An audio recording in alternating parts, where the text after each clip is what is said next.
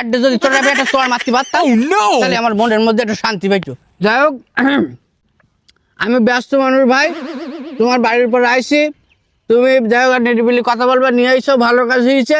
যাই হোক বিস্তারিত বলো, আমি চলে যাব। আমার তুমি তো জানো আমি এই পর্যন্ত কিন্তু 99 জোড়া বে অলরেডি কমপ্লিট দোয়া আমার হাত দ্বারায়। আমি কিন্তু দিছি। তোমার বাড়ির যাবতীয় বে, তোমার চাচার বে, তোমার বাপের বে, তোমার বেটাও আমি দিলাম। এইবার তোমার ছেলেবিলির পালা।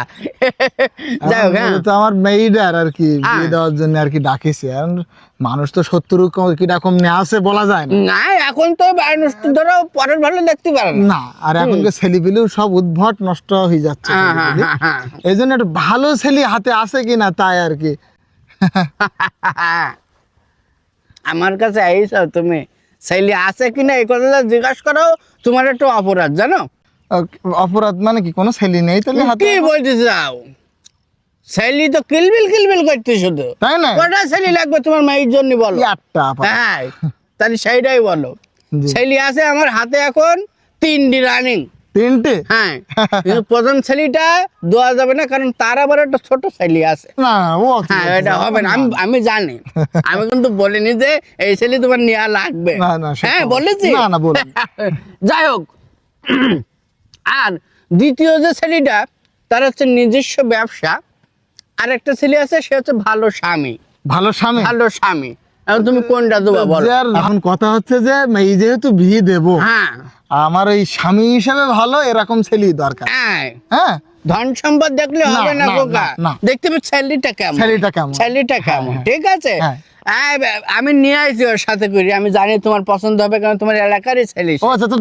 তুমি তাকে চেনো, তাই নাকি? হ্যাঁ, তাহলে তো আরো ভালো হলো। এই আখতারুল, আখতারুল, এই আয় এদিকে। ভালো আছেন? একে কে এর তো আমি চিনি। সালাম সালাম কি সালাম? সালাম করো। এই তুমি কথা সালাম দাও। কি সালাম? ছেলে দে না না, তাই বললে হলো? এ তো জেল খাটা লোক, ক্রিমিনাল। এমন পরশুদিন না কবে জেলের তো বাড়িয়েছে, এই মাসের মধ্যে মানে আবার ঢোক। ঠান্ডাও। এই খোকা, তুমি সাইডে যাও, কথা বলি। যাও যাও, পরে আমি ডাকছি, তুমি এখানে বসো।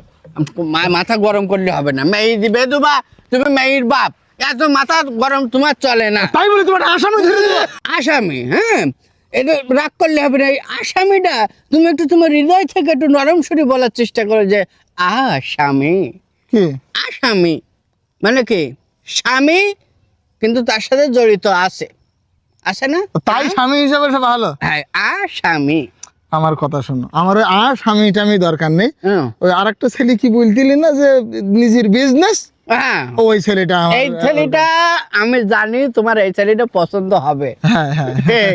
কারণ ছেলে যেরাম তুমি দেখলে বুঝতে পারবা। চলো, নিজস্ব বিজনেস তো তুমি চালি, তোমার শেষ বয়সে তুমিও এই বিজনেসে তুমি যোগ দিতে পারবা। কি বলতিস? হ্যাঁ, তাহলে তো ভালোই হলো। ভালো হবে না দেখি, তুমি চলো, আর দেরি করে লাভ নেই। চলো তাহলে, চলো।